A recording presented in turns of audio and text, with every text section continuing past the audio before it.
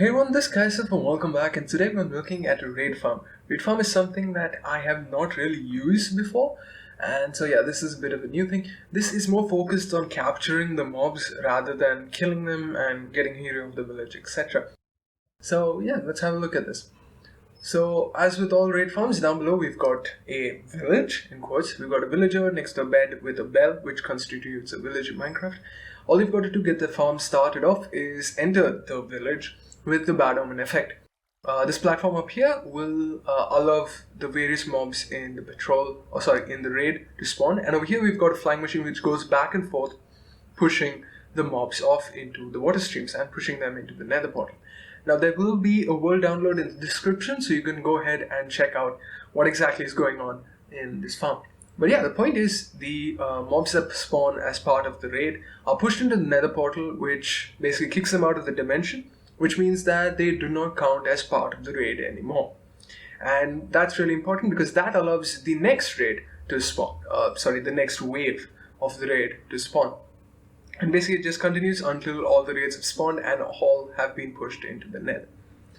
Alright, so as you can see, we've got the flying machine, which goes back and forth, and as you can see, it covers up all the blocks, which means no one's going to get out of this alive or without going into the nether. Yes, you get the point.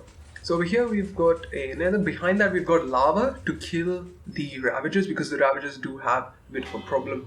Alright, so over here I've just given myself the biome effect and I'm standing down next to the villager. So this basically means that the raid is slowly loading up, as you can see in the boss bar.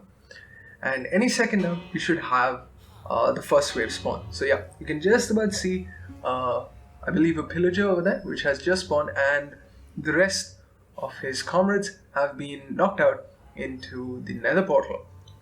And yeah, there we go, that's the second wave.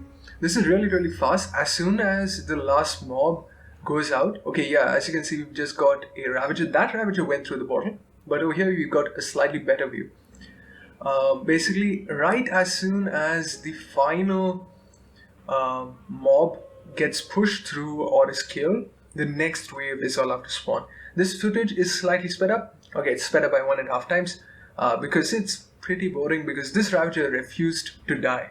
So as soon as the ravager died, the next wave spawned, which is really important,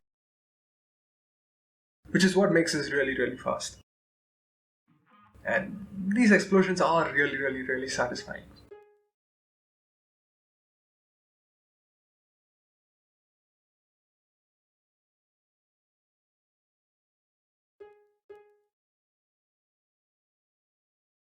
And this should be the final wave of the raid. As you can see, we won the raid. So right, now going through the nether, through the portal at the bottom, give it a second to load, you can see that we've got a small collection chamber. So basically what happens here is that all the illagers have basically dropped down. Over here we've got the portal. We've got a ravager that is stuck over here. It occasionally gets stuck. The solid blocks around the portal are to stop or to suffocate the ravager. Basically all the mobs are allowed to fall down here. A pressure plate and a little bit of redstone to push them down and basically funnel them into one block. The reason we want to funnel them into one block is it makes for easier killing. We're using enchanting tables down there so that we can easily swipe away at them. We can also just push in these blocks over here and then use rails to collect them out later on, in case we can use it for a lot of different things. But most importantly, if I was to just quickly go into survival mode and jump up here, you can see that we've got 2 droppers, which dispenses a TNT and a fire charge, which we can set off manually, which means that this would actually count as a player kill. I'm in survival in hard mode, and as you can see, there's no damage caused to me, standing relatively far off. And yes, we get a bunch of drops because this counts as a looting 3 kill, and also XP, which is really useful. And yes, we also get totems of undying. Alright, so let's get back into creative mode. Yes, so that we can look at the redstone over here. Basically, the TNT entity falls onto the string, which sets off the redstone torch, retracts the slime block, allows the TNT to fall down, and then slime block pushes it back onto the enchanting table. Enchanting table blocks up all the explosion. Alright, so problems with this. First up, ravagers are killed. Obviously, in case you don't want this to happen, you can remove the lava but then you're going to have to place something like rails to pick up the ravagers and transport them far away so that they don't count as part of the raid. Next up, you don't get hero of the village with this, and that's a bit of a problem because you need hero of the village. In case you want to get hero of the village, you're going to have to kill at least one of the mobs.